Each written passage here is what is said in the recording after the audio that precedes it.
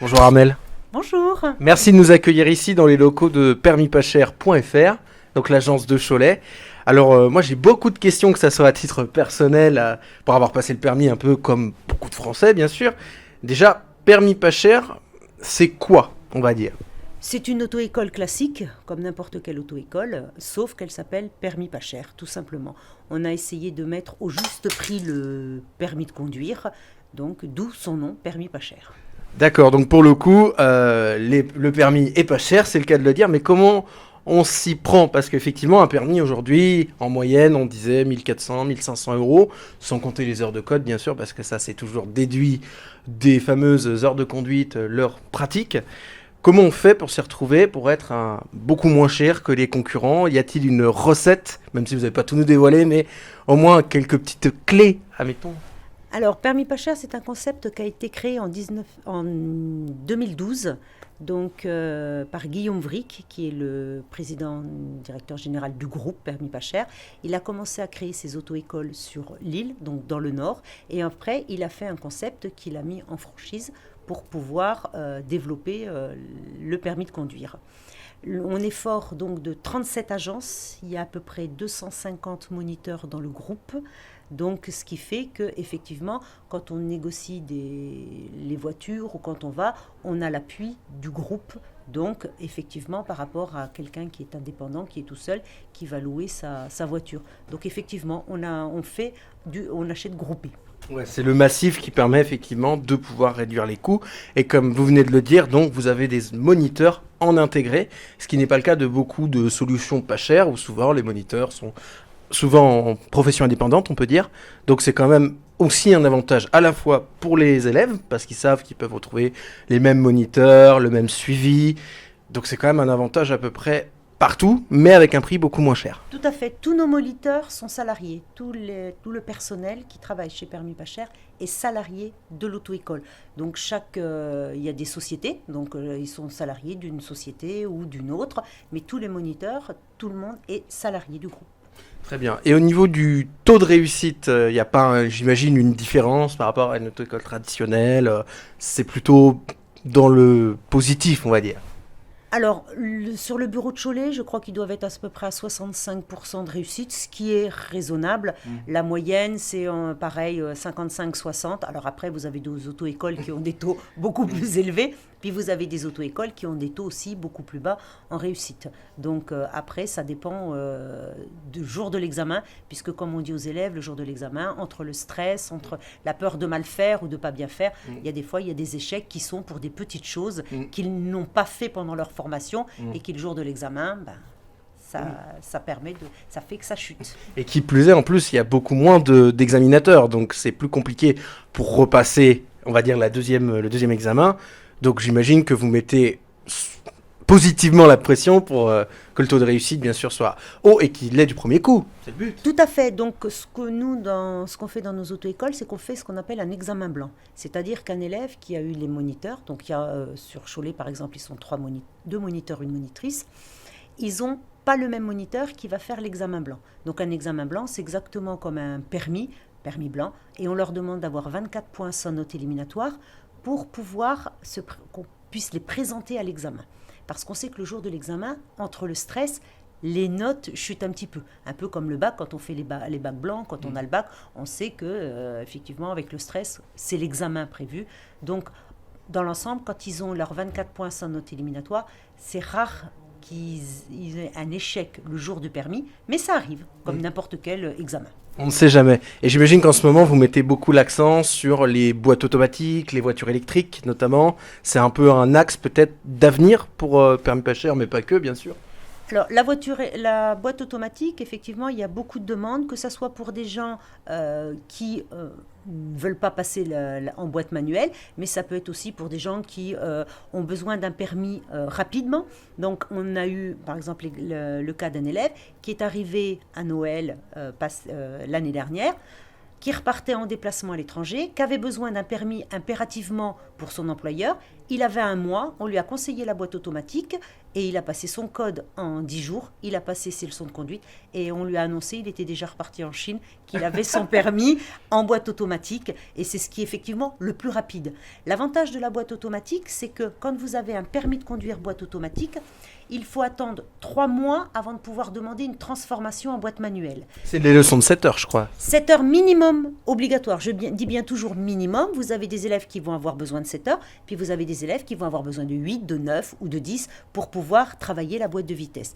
Et une fois cette validation faite, c'est le moniteur qui fait la transformation, c'est-à-dire qui signe comme quoi effectivement les heures ont été faites et au bureau, qui est central actuellement, prévient ANTS puisqu'on est obligé de changer. La NTS, c'est l'Agence nationale des titres sécurisés, là où on demande le permis de conduire, qui fait la transformation pour que l'élève puisse recevoir son permis de conduire. Très bien. Et donc pour l'avenir, permis pas cher à Cholet, comment est le développement? C'est-à-dire, est-ce qu'on va aller vers plus d'agences? Est-ce qu'on va aller vers peut-être plus de, je dirais, notoriété, enfin que les gens connaissent un peu plus aussi, parce qu'il y en a qui ne connaissent pas encore, donc d'où l'objectif de notre coup de pouce, c'est aussi le but, mais comment on peut arriver à se développer? Donc c'est quoi l'avenir pour permis pas cher ici à Cholet? Alors à Cholet, il n'y aura qu'une seule agence. On n'aura pas de. Donc le but, c'est d'être encore un peu plus voilà, connu. Le but, c'est de garder une seule agence, démultiplier les agences. Le but, c'est vraiment de pérenniser déjà ce local, de tout faire ce qu'il faut. On a actuellement, donc je vous disais, 3 moniteurs. On essaie de recruter un 4e, mais avec beaucoup de mal. Mais de toute façon, il faut se dire que les moniteurs, c'est une pénurie nationale. Il n'y a pas de moniteurs. Si vous allez sur les groupes de moniteurs, vous allez sur Facebook, toutes les auto-écoles recrutent. Mais en fait, c'est comme les métiers de la route. En fait, tous les métiers de la route, c'est pareil, en fait. Tout à fait. Mais le problème, c'est que les moniteurs, alors, s'ils sont jeunes moniteurs, ils ne vont pas rester peut-être obligatoirement longtemps dans le métier. C'est aussi de la reconversion en moniteur. Mais c'est vrai que sur Cholet, mais de toute façon sur Nantes, sur Saint-Nazaire, Lorient, partout, il y a une pénurie de moniteurs. Est-ce que c'est une question de formation où les gens ne veulent pas faire cette formation? On ne sait pas, mais c'est vrai qu'il y a sur toute la France, vous avez une pénurie. Et pour Cholet, effectivement, on recrute et on gardera qu'un seul bureau. Eh ben merci Armelle, et nous on va passer directement à coup de pouce, la démo. C'est parti donc pour coup de pouce la démo, et donc je suis avec mon formateur du jour, Pascal. Bonjour Pascal. Bonjour. Allez, donc il y a donc des procédures liées au Covid, tu vas un peu nous les expliquer. Donc les procédures Covid, donc il va falloir en fait passer une lingette désinfectante partout où tu vas mettre les mains, d'accord. Après on te demandera bien sûr d'utiliser ton gel hydroalcoolique pour te désinfecter les mains avant de monter dans le véhicule, d'accord. Donc je te fournis la lingette, je te fournis la clé. Oui. N'oublie pas de nettoyer la portière et tout ce que tu veux toucher, c'est-à-dire les commandes pour régler le volant, pour régler le siège, rétroviseur et ainsi de suite. N'hésite pas à demander si tu ne sais pas. Très bien. Et un nettoyé.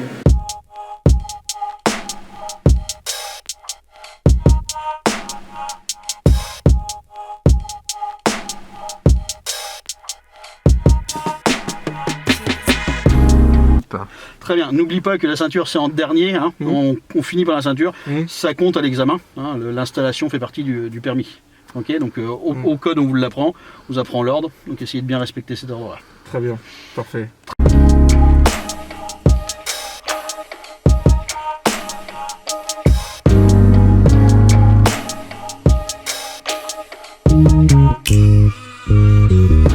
Pareil, on surveille toujours, il y a un angle mort là, derrière ce mur, savoir si on nous laisse bien la priorité. Je vais vous t'expliquer un petit peu comment je fais. Donc ça reste du travail d'équipe, donc faut que ça vienne des deux.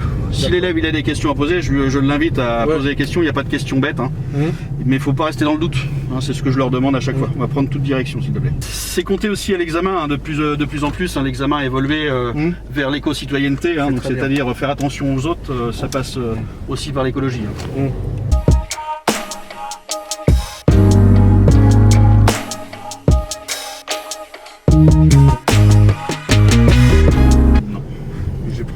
Mais c'est bien, tu as surveillé, tu as vu le piéton proche d'un passage piéton. Effectivement, c'est vraiment le comportement à adopter. Donc j'indique aussi, je repars sur le speech que je fais à mes élèves en général, je leur indique aussi qu'on est là pour assurer la sécurité, d'accord. Nous avons toutes les commandes à côté, que ce soit les feux, les clignotants, on peut intervenir sur le volant. Donc dans les premiers temps où ils ont vraiment pas la maîtrise du véhicule, on est là pour assurer la sécurité, hein, parce que souvent ils sont bloqués parce qu'ils ont peur d'avoir un accident. Tout à fait. Donc on leur indique qu'on est là vraiment pour gérer ça. Ouais.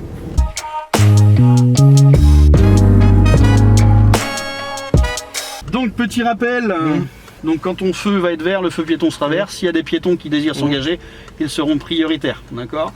Alors depuis quelques années, enfin depuis quelques temps, on a les trottinettes électriques qui arrivent de plus en plus en ville. Donc ce que je demande au général aux élèves, c'est de contrôler bien à droite l'angle mort avant de t'engager, parce que ça arrive assez vite en général une trottinette électrique.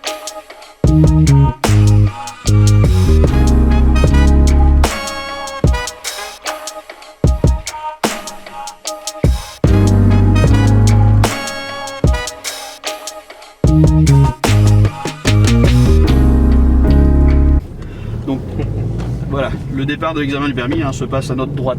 D'accord. Okay. Donc après, on a un circuit d'une trentaine de minutes et un aller-retour, donc on revient au point de départ. D'accord. Un circuit qui peut être n'importe lequel, c'est alors, hasard. À l'examen, on va avoir de la conduite en agglo et de la conduite hors agglo. D'accord. On va vous demander de suivre des directions, on appelle ça la conduite autonome, de suivre les directions sur les panneaux, de respecter la réglementation en général, ce que vous devez faire dans la vie de tous les jours. Et après, l'inspecteur va vous guider sur les directions par des droite ou gauche.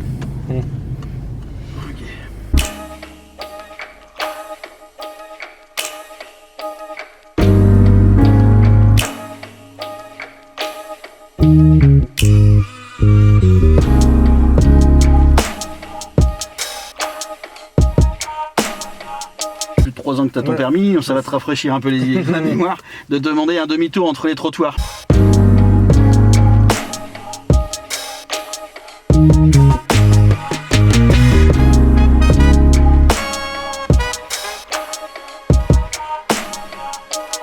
Donc je disais à Quentin, en conduite, nous à l'auto-école on parle du vif, toujours vérifier, informer, faire, pour pas oublier de signaler aux autres aussi ce que tu veux faire. Donc les clignotants, à chaque changement de direction, il faut les mettre. Et oublie pas qu'un véhicule qui va avoir ton clignotant va anticiper ton ralentissement. D'accord. Donc n'oublie pas, vérifier, donc je contrôle, après j'informe, et après je peux le faire.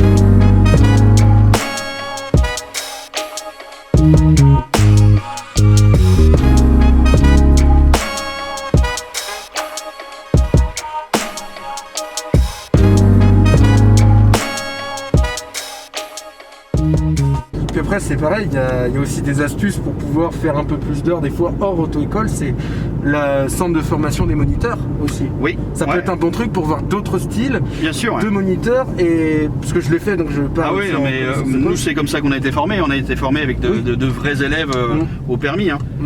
Puis surtout pour dire aux élèves, parce que souvent ils se plaignent que c'est cher, que c'est gratuit. Il y a des solutions.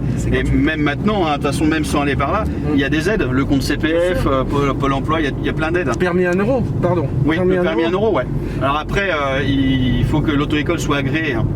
Toutes les auto-écoles peuvent pas le faire. Maintenant, c'est dans l'intérêt de l'auto-école d'être agréée pour le faire. Oui, permis pas cher, l'est.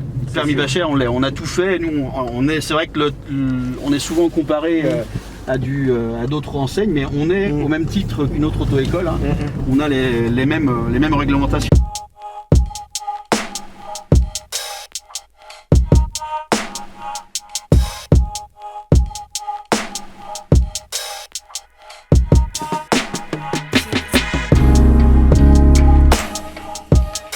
Mais il faut tenter quand même un peu de dissuader des fois. Ouais, bien sûr, c'est la communication. Le problème, c'est que c'est un peu bête ce que je veux dire, mais les gens sont égoïstes quand ils sont dans leur voiture. En fait, ils sont dans leur bulle. Donc en fait, ils font pas trop attention. On en a parlé tout à l'heure des téléphones.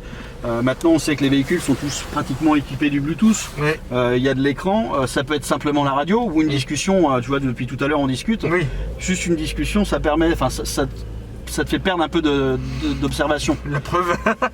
Des fois. Donc c'est la conduite, c'est difficile. Il faut bien faire attention aux autres.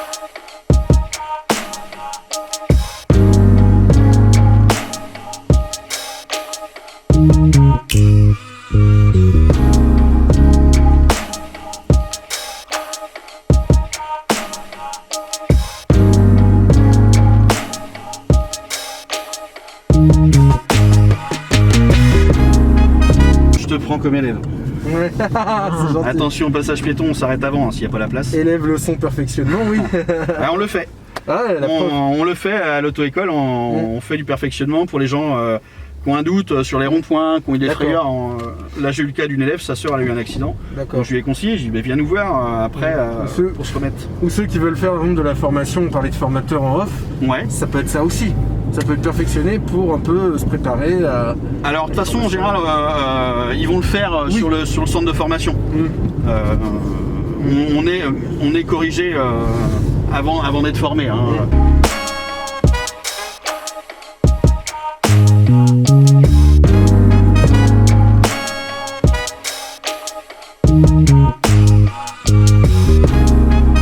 Donc ce qu'il faut faire surtout attention à la sortie des ronds-points, c'est les passages piétons. Hein. C'est pas évident, ouais. Ça fait beaucoup de choses. Pour les jeunes qui commencent juste, ça ferait énormément de choses. Hein. Tout Pour eux, l'intérêt de bien leur faire comprendre qu'on est là à côté. Hein. C'est du bourrage de crâne pour eux. Ils ont du mal. Ouais, ah oui, oui. Bah, tout d'un coup en fait. Le problème, alors nous on a pris le choix de d'abord les laisser que sur le volant. Hein, le temps qu'ils maîtrisent bien le volant, les contrôles rétro, angle mort, les clignotants, la position chaussée et tout. Et après ensuite on leur donne les pédales parce que quand ils vont être concentrés un peu sur les pédales, ils vont perdre un peu du volant et de l'observation. Donc on a pris le parti pris de se dire allez, on les laisse un peu plus longtemps sur le volant. Et en général c'est payant. Oui. Donc revenir après dessus. Parce que peut-être trop de théorie, c'est pas bon, sans doute. Bah, il en faut, mais il faut que la théorie soit payante. Hein. Donc moi, si tu veux, si j'explique la chaîne cinématique, je l'explique assez simplement, mais pour qu'ils comprennent, on parlait du point de patinage, Oui. comment ça fonctionne. Où va-t-on? On ira en face, s'il te plaît.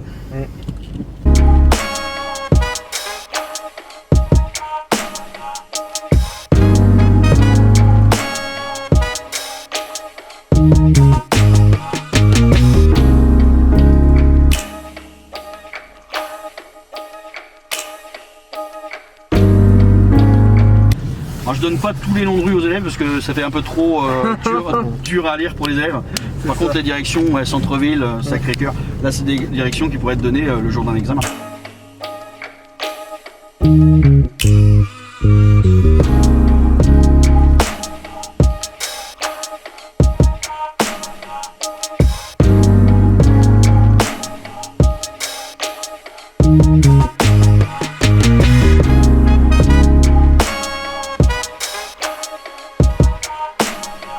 On a des outils, donc là j'ai ouvert un élève au hasard, hein. Donc on va voir sa fiche, on va voir son historique avec toutes les leçons qu'il a eues.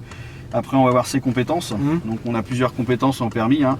On a 4 compétences, ça nous permet de remplir tout ça. Et lui il a un livret numérique, il voit tout ce qu'on a noté. Et pendant qu'il fait son lavage, j'ai le temps de me faire un peu ça et de lui dire en même temps ce qu'on a vu, les points forts, les points faibles. Donc les examinateurs, ils ont accès à ça? Non. Pas en numérique? Non, non, non. On ira. Ils ont accès au livre de formation par contre? Non, non, ils peuvent demander le livret d'une conduite accompagnée, D'accord. mais pas ton livret numérique si tu es un B traditionnel.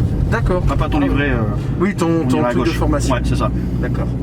Après, si on se fait arrêter par la maréchaussée, hein, Oui. ou par les forces de l'ordre, il faut prouver que tu es inscrit en auto-école. Hein, donc on a ce dispositif.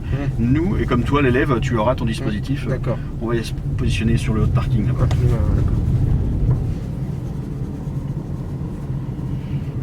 D'accord.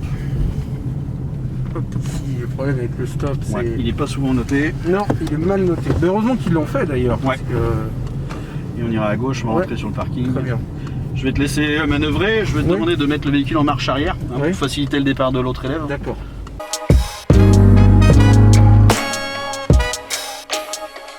Bon, donc Pascal, avant de terminer et de poser les dernières questions, une petite appréciation sur la conduite. Non, non, tu te débrouilles très très bien. Il faut faire attention à ta position chaussée, bien sûr. Hein, il faut surveiller les autres et communiquer avec les autres, soit par un geste de la main, comme tu l'as fait tout à l'heure, hein, avec le véhicule, ou soit avec tes clignotants. Voilà. D'accord ? Je veux rappeler surtout, et c'était aussi un peu le but, même si on a aussi parlé un peu d'une leçon de conduite, c'est aussi de dire voilà, que permis pas cher, ça n'est pas un permis au rabais, ça n'est pas des leçons au rabais, bien au contraire. Je trouvais qu'il y a des choses que je vais essayer de faire, justement. Et donc tu m'expliquais un petit peu en off, on va pas tout dire, mais qu'il y a aussi le fait sur certains coûts d'entretien, certains coûts d'entretien, nettoyage, d'eau, tout ça. Tu me disais que c'est comme ça aussi qu'on arrive à faire des économies. C'est ça, on ne peut pas mettre la voiture au lavage tous les jours, effectivement, hein, ça nous ferait un budget trop élevé, donc on les nettoie pour qu'elles soient propres, hein, c'est quand même l'image de l'entreprise.